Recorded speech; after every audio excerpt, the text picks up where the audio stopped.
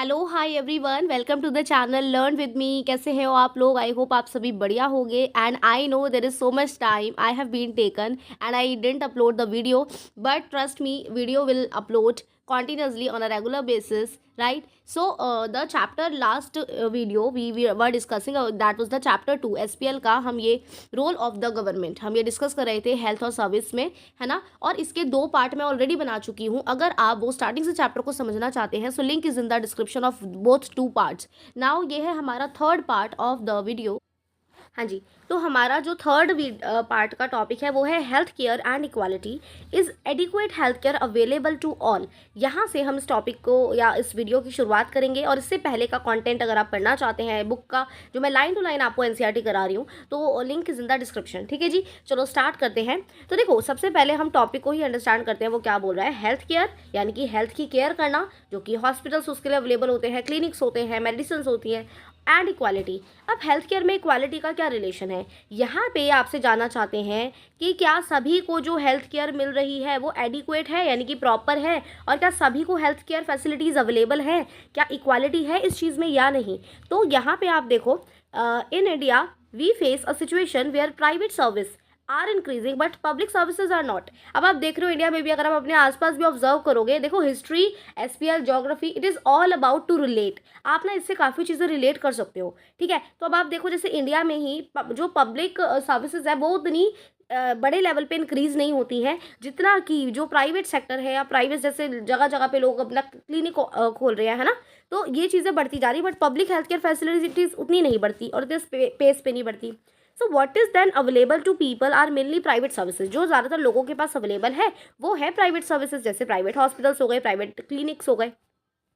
These are concentrated in urban areas. अगर आप urban areas, शहरों में देखोगे तो यही हो रहा है। अब आपको ये चीज़ मैंने आपको पहले भी डिस्कस करी है वीडियोज़ में कि जो कॉस्ट होती है प्राइवेट सर्विसेज की, that is high.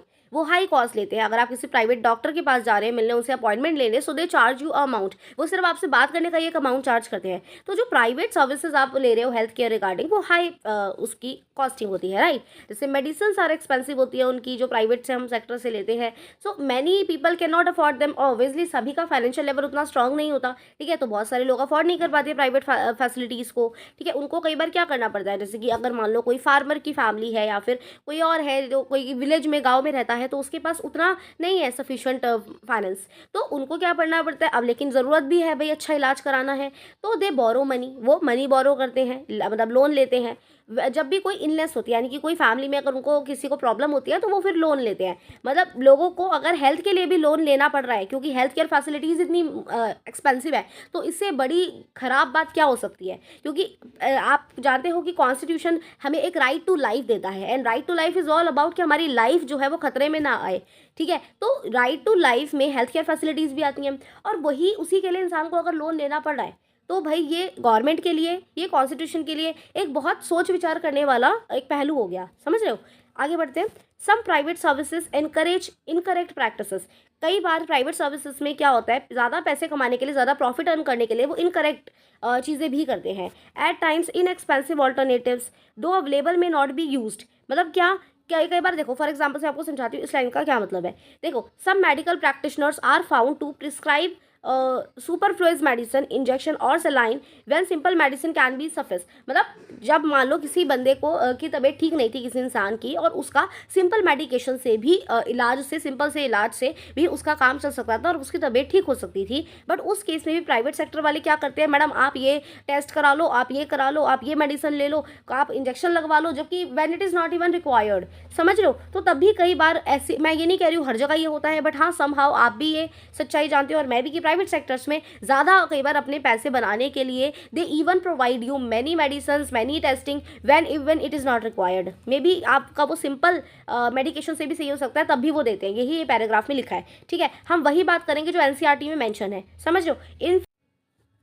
In fact barely 20% ही जो लोग हैं ना पॉपुलेशन के, अगर पॉपुलेशन 100% मान लो, तो उसमें से 20% ही लोग हैं जो अफोर्ड कर सकते हैं सारी मेडिसिन जो भी ड्यूरिंग एन इलनेस आती है। वरना मतलब ज़्यादातर लोगों को they may be borrow some money, मतलब प्राइवेट सेक्टर की बात कर रही हूँ, उनके जो मेडिकेशन का फैसिलिटी है या फिर जो उनका एक्सपेंस मतलब एक हाई रेट है, उसके अकॉर्डिंगली 20% जनता ही जो है हमारी सारी मेडिसिन जो है वो ले पाती हैं, अफोर्ड कर सकती हैं। ठीक है। Hence even for those whom one might not, देखो मैं अभी आपको बताती हूँ क्या लिखा है, one might not think as being poor, medical expenses उनको भी हार्डशिप में डाल देते हैं। ऐसे भी कई लोग हैं जो may be came from middle class family, but अगर मेडिकल एक्सपेंस बहुत ज़्यादा है तो उनको भी दिक्कतें आती हैं। So it was reported in study में देखा गया, मतलब जब रिसर्च हुई तो 40% of people who were are admitted to hospital for time illness और injury have to borrow money और sell some of the possession of to pay the expenses. तो ये रिपोर्ट कहती है, ये हम नहीं कह रहे, ये एनसीईआरटी नहीं कह रही, कि भाई 40% ऑफ पीपल जो है हमारे ऐसे भी हैं जो हॉस्पिटल्स में अगर हैं बिकॉज ऑफ एनी इलनेस, तो उनको कई बार पैसे उधार पे लेने पड़ते हैं या फिर अपनी कोई पोजेशन, अपनी कोई वस्तु को बेचना पड़ता है टू बियर द एक्सपेंसेस। कि भाई उनको अगर मान लो कोई कई लोग होते हैं कि भाई उनके पास इतना फाइनेंशियल इशू है अगर, तो वो नहीं उतना इलाज या पैसे अफोर्ड नहीं कर पाते, और अगर उनके ऑपरेशन वगैरह होते हैं तो उनको बोरो करने पड़ते हैं मनी। तो 40% ऐसे लोग हैं अभी भी पॉपुलेशन में। तो मतलब ये इंडिया की एक रिसर्च या स्टडी पे बेस्ड है ये बात, ठीक है। तो for those who are poor, जो पुअर है अगर मान लो और उनकी every illness in the family, उनको तो पता है क्या लगती है, एंग्जाइटी और डिस्ट्रेस। एंग्जाइटी तो आएगी इंसान को, मान लो उसके पास अगर पैसे नहीं है और उसको मतलब इंसान का अपनी तबीयत भी सही करनी है, तो obviously they will feel anxiety, right.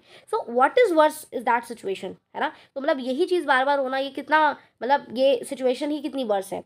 तो those who are poor are in the first place undernourished, ठीक है। देखो अब यहाँ से सुनो, those who are poor are in the first place undernourished, these families are not eating as much as they should. देखो कई बार इनलेस का रीजन ये भी होता है कि अंडर नरिश्ड, अंडर नरिश्ड मतलब समझ रहे हो, प्रॉपर न्यूट्रिशन नरिशमेंट का ना मिलना, यानी कि भूखे रहना या फिर उनको पूरा खाना नहीं मिल रहा है, ठीक है। तो ये जो फैमिलीज होती हैं जो सही से प्रॉपर न्यूट्रिशन नहीं ले रही हैं या नहीं ले पा रही हैं बिकॉज ऑफ रीज़न, तो they are not provided basic necessaries. उनको कई बार है ड्रिंकिंग वाटर है, एडिकेट हाउसिंग नहीं हो रही है, सराउंडिंग मतलब एनवायरनमेंट में जैसे रह रहे हैं आसपास, जैसे अगर आप बस्ती में जाओगे तो बहुत ज़्यादा मतलब ठीक है कचरा भी पड़ा है, सारी चीज़ें हैं, तो ये सारी चीज़ें हैं, तो इसकी वजह से उनकी सराउंडिंग अच्छी नहीं है। द रीज़न यही रीज़न होता है, उनको प्रॉपर नरिशमेंट नहीं मिलता बिकॉज ऑफ उनके फाइनेंशियल इशू है, या पेरेंट्स उतना अर्न नहीं करे तो बच्चों को ठीक से खिला नहीं पा रहे या खुद भी खा नहीं पा रहे, तो जिसकी वजह से दे फॉल इल, तो उनको बीमार हो जाते हैं वो, ठीक है। द एक्सपेंसेस और illness make their situation even worse. और एक तो है भाई चलो इलनेस हो गई वो दिक्कत, ऊपर से खर्चे इतने होंगे अब उनके, वो दिक्कत,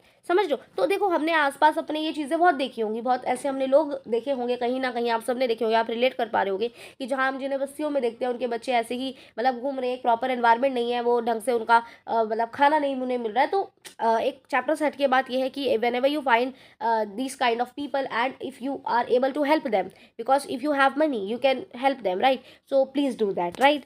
चलो आगे बढ़ते हैं। तो यहाँ तक हमने पढ़ा कि इनलेस किसी भी इंसान के लिए जो कि पुअर है उसके लिए एक बहुत बड़ा डिस्ट्रेस हो सकता है, क्योंकि उनका खर्चा होने वाला है, उनको पता है। So sometime it is not only the lack of money that prevent people from getting proper medical treatment, ठीक है। सो सिर्फ ऐसा ही नहीं है कि लैक ऑफ मनी ही एक रीज़न है कि लोग जो है प्रॉपर मेडिकल नहीं ले पा रहे। अब इसका क्या मतलब है, देखो वुमेन फॉर एग्जाम्पल की बात करें are not taken to a doctor in a proper prompt manner, women's health concern consider to be less important than health of a man in the family. मतलब ये मुझे मतलब पता नहीं कि कितनी इसमें सच्चाई है, और अगर ये है तो बहुत गलत बात है कि जो मैन की हेल्थ है एक फैमिली में उसको ज़्यादा प्रायोरिटी दी जाती है रादर देन वुमेन की हेल्थ पे, विच इज़ जो ऐसा नहीं होना चाहिए, क्योंकि एट दी एंड दोनों इंसान हैं और दोनों ही घर के लिए काम कर रहे हैं। एक में भी घर में रह के काम कर रहा है और एक घर के बाहर जाके काम कर रहा है, उसमें वो वुमेन भी हो सकती है और मैन भी हो सकता है। So the point is that everybody health is important, तो there should be an equality on the basis of gender. जब आप कॉन्स्टिट्यूशन में राइट टू इक्वालिटी की बात करते हैं, और लेकिन जब आप अपने घर में वो राइट टू इक्वालिटी नहीं दे पा रहे हैं तो वो बहुत गलत है, ठीक है। तो मैनी ट्राइबल्स, अब ये आपको मैंने पॉइंट समझा दिया इस पैराग्राफ में क्या लिखा है कि जेंडर बेस पे भी कई बार वुमेन्स की हेल्थ पर ध्यान नहीं दिया जाता है, which is wrong, right. So many tribal people have few health centres and they do not run properly, even private health services are not available. अब ट्राइबल एरियाज में आप जाओ, ऐसे एरिया जहाँ पे मतलब प्राइवेट क्या है, मतलब हेल्थ केयर सर्विसेज ही ढंग से नहीं है, समझ रहे हो। अब जैसे आप देख रहे हो यहाँ पे एक इमेज बनी हुई है, ये इमेज आपको क्या दिखा रही है, this pregnant lady has to travel many kilometer to see a qualified doctor. ये बेचारे गांव में रहते होंगे, गांव के एरिया में, वहाँ पे इतनी हेल्थ केयर फैसिलिटी अगर होगी नहीं, तो इन्होंने क्या करा, ये लेडी प्रेग्नेंट है, अब उसको हॉस्पिटल जाना है, तो इसका हस्बैंड और ये जो है पैदल चल के जा रहे हैं। पैदल चल के क्यों जा रहे हैं भाई, उनके पास में भी उतने पैसे नहीं है कि वो अफोर्ड कर पाएँ इतना लंबा ट्रैवल दूर का और ईज पे, समझ लो।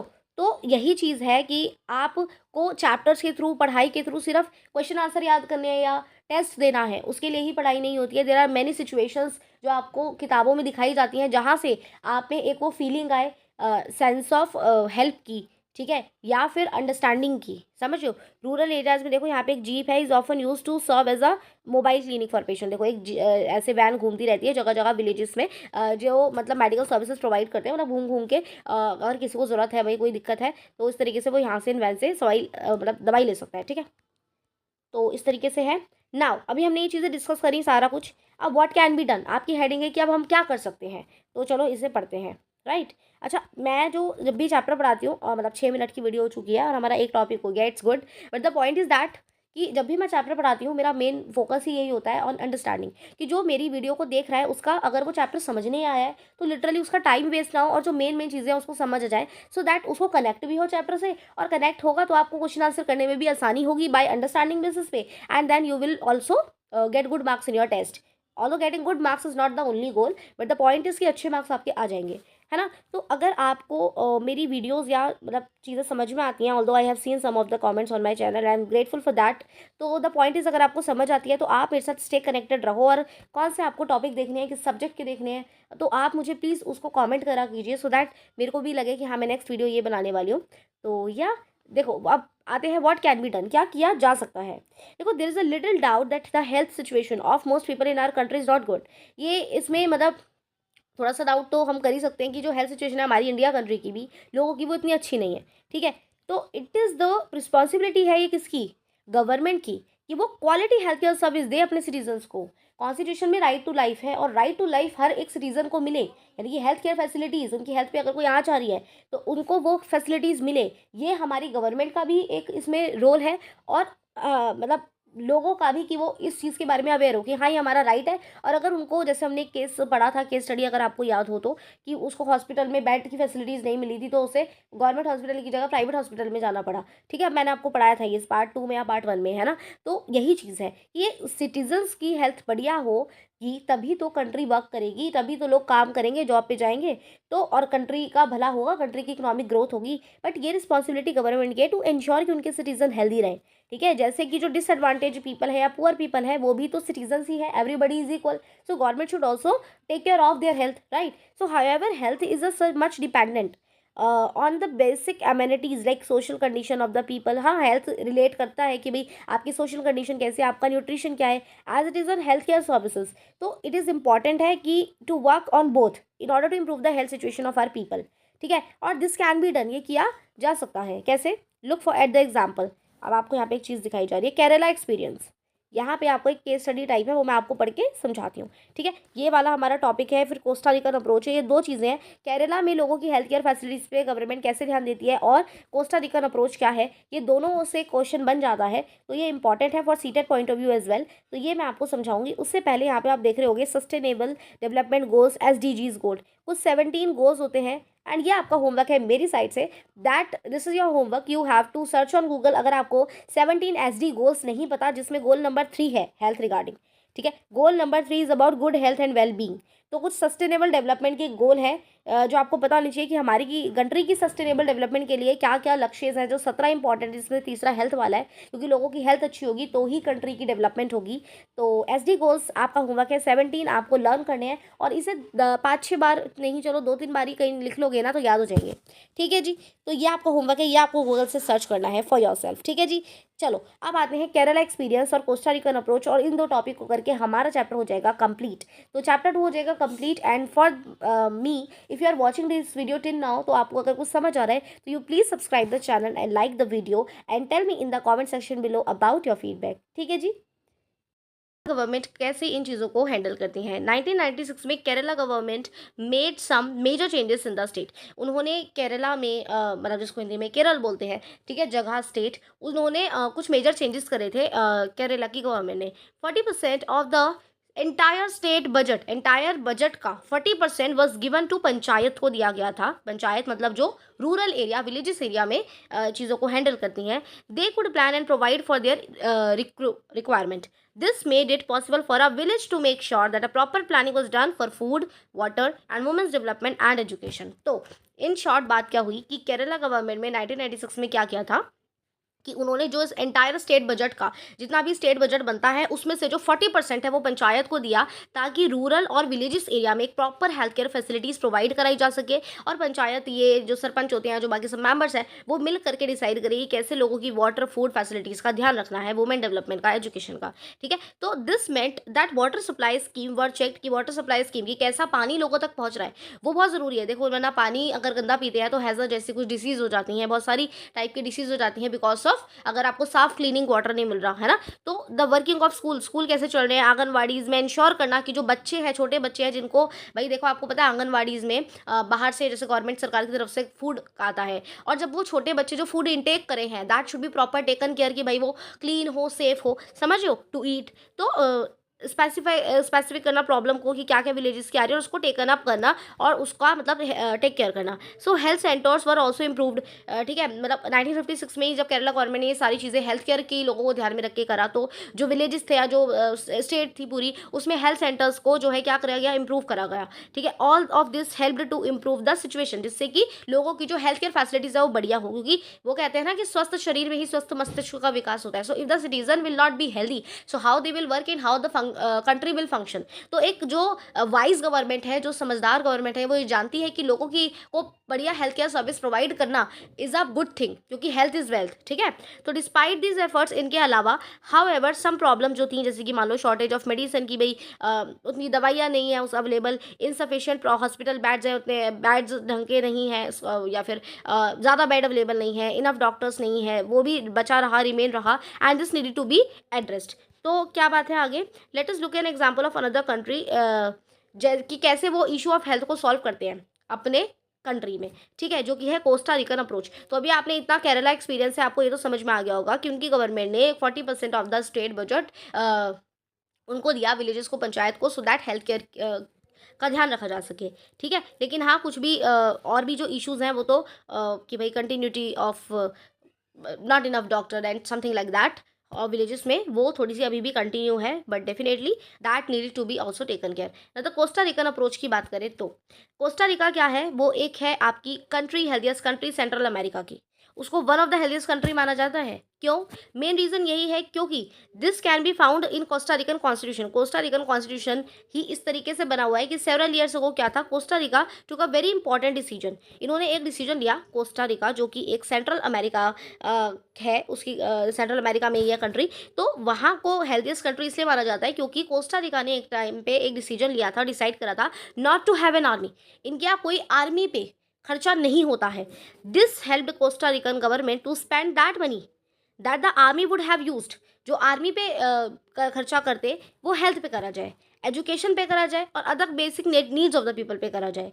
तो कोस्टा रिकन जो है, इनके इसके पीछे इनका बिलीव क्या था, उस गवर्नमेंट का बिलीव ये था that a country has to be healthy for its development. कि कंट्री का, सिटीजन्स का, कंट्री किससे बनती है, सिटीजन से, और सिटीजन का हेल्दी होना बहुत ज़रूरी है कंट्री की डेवलपमेंट के लिए। तो इन्होंने आर्मी से ज़्यादा, मतलब ऐसा नहीं कि उन्होंने आर्मी बिल्कुल ही मेंटेन नहीं करी होगी, बट आर्मी से ज़्यादा उन्होंने फंड दिया, अटेंशन दी लोगों की हेल्थ को, क्योंकि हेल्थ सही रहेगी तो ही लोग काम कर पाएंगे और कंट्री चलेगी। So the Costa Rican government provide basic services and amenities to all the Costa Ricans. जितने भी कोस्टा रिका में रहने वाले लोग हैं, जो सिटीजन है वहाँ की कोस्टा रिकन्स जो है, उनको बेसिक हेल्थ केयर सर्विसेज अच्छे से तरह प्रोवाइड होती है। For example, if provide safe drinking water मिले, सैनिटाइजेशन प्रॉपर हो। अब देखो पूरी जगह यानी कि विलेजेस में हर एक एरिया में प्रॉपर सैनिटाइजेशन हो रहा है, यानी ड्रिंकिंग वाटर फैसिलिटीज़ कैसी हैं, ये सब चेक करने के लिए भी there are lot of labour require, there are lot of people require, search होती है। एंड देन ये चीज़ें करने के लिए क्या चाहिए, कॉस्ट लगती है, पैसे खर्च होते हैं, इन्वेस्टमेंट चाहिए। तो वो इन्वेस्टमेंट सरकार को ही करनी चाहिए to ensure the health care facilities की सभी को प्रॉपर हेल्थ केयर मिल रही हो। Sanitation, nutrition, housing, health care, education, ये सब कंसिडर किया जाता है। वेरी इंपॉर्टेंट नॉलेज का आस्पेक्ट है हमारी हेल्थ के बारे में, हमें पता होना चाहिए, और ये एसेंशियल पार्ट है एजुकेशन। मतलब हेल्थ केयर के बारे में जो आपको जैसे यहाँ पे इस चैप्टर के थ्रू पढ़ाया जा रहा है, समझाया जा रहा है कि हेल्थ कितनी इंपॉर्टेंट है और हमारी गवर्नमेंट का इसमें क्या क्या रोल है, यही तो हमारा चैप्टर है। तो ये एजुकेशन, इस हेल्थ केयर से रिलेटेड एजुकेशन देना हर एक लेवल के स्टूडेंट्स को, चाइल्ड को, ये बहुत इंपॉर्टेंट है, because at the and you know the statement, right. तो ये है कोस्टा रिकन अप्रोच, और इसी के साथ हमारा चैप्टर होता है कंप्लीट। ठीक है, अच्छा ऊपर एक वो था, क्या था मैं बताती हूँ, रुको। हाँ, ये इंडिया का मैप है जिसमें केरला यहाँ है। अगर आप साउथ ऑफ इंडिया में जाएंगे, यहाँ पे मैं आपको दिखा देती हूँ, ये रहा। ठीक है, उसके अलावा आगे आओ। अभी ऊपर एक इमेज थी, वो मैंने आपको एक्सप्लेन नहीं करी जितना मुझे याद है, तो मैं आपको जन औषधि, हाँ ये रहा, ठीक है। जन औषधि, यहाँ पे एक देखो आपको कार्ड सा दिख रहा है, ये क्या है, यहाँ पे लिखा हुआ है जन औषधि मेडिकल स्टोर्स का नाम रखा गया है, जिसको दवाई उत्तम या दाम काम, ठीक है। जन औषधि ये क्या है, ये गवर्नमेंट की तरफ से स्टार्ट की हुई स्कीम है, ठीक है, जहाँ पे कंज्यूमर को क्या मिलता है, ब्रांडेड मेडिसिन, क्वालिटी मेडिसिन मिलती है। क्या हायर प्राइस पे? नहीं, बल्कि ब्रांडेड मेडिसिन मिलती है क्या, या हायर प्राइस पे मिलती है? नहीं, उनको मिलती है जेनरिक मेडिसिन, वो भी लेसर प्राइस पे। समझे? तो यह है जन औषधि स्टोर्स के बारे में। आपने अपने आजू बाजू भी अपने एरिया में ज़रूर जन औषधि स्टोर देखे होंगे। सेंट्रल गवर्नमेंट के द्वारा ऑफर की जाती है जेनरिक मेडिसिन लोगों को, वो भी लो प्राइस पे, ठीक है। ये है जन औषधि से related, Jan Aushadhi medical store से रिलेटेड। आप कभी अपने एरिया में अपने पेरेंट्स से पूछना क्या हमारे आसपास जन औषधि का स्टोर है, तो बिल्कुल होगा, हमारे एरिया में तो है, सो आई नो दैट, ठीक है। सो द मेडिकल, अच्छा यहाँ पे कुछ लिखा है मेडिकल एथिक्स के बारे में, और जेनरिक का मतलब क्या है।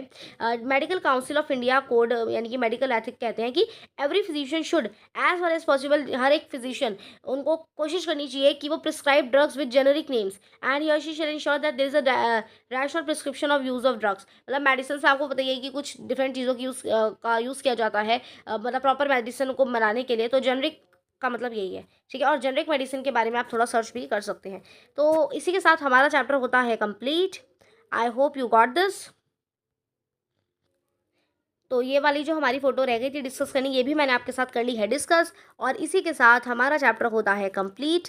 And if you want that I also discuss exercise questions with you, you can tell me in the comment section below. और हाँ, ये मैं आपको बोलूँगी ज़रूर, ये जो ग्लॉसरी होती है ना हर चैप्टर के बाद में, यानी कि कुछ जो टर्म्स चैप्टर में आई है उसके मीनिंग आपको बताए जाते हैं, ये मैं आपको अपनी तरफ से होमवर्क दूंगी फॉर सेल्फ रीडिंग। एक बार इसको ज़रूर अपने ध्यान से मतलब देख लेना, जस्ट फॉर कि भाई अगर आ जाए कोई किसी टर्म को एक्सप्लेन करो, ऐसा आता है ना कई बार question, describe this term, so you know how to write it. Although मैं जो चैप्टर जैसे लाइन टू लाइन समझाती हूँ, मैं कोशिश करती हूँ कि एक वर्ड भी ऐसा ना छूट जाए जो आपके मतलब नॉलेज से बाहर हो, ठीक है। तो मैं कोशिश करती हूँ जितना मुझे पता है मैं सारा वो आपको बता दूँ। And that is it for today's video. I hope you like my efforts. If you like it, give it a like, subscribe the channel, और please stay connected with me. Thank you so much. Stay happy, stay blessed, bye bye.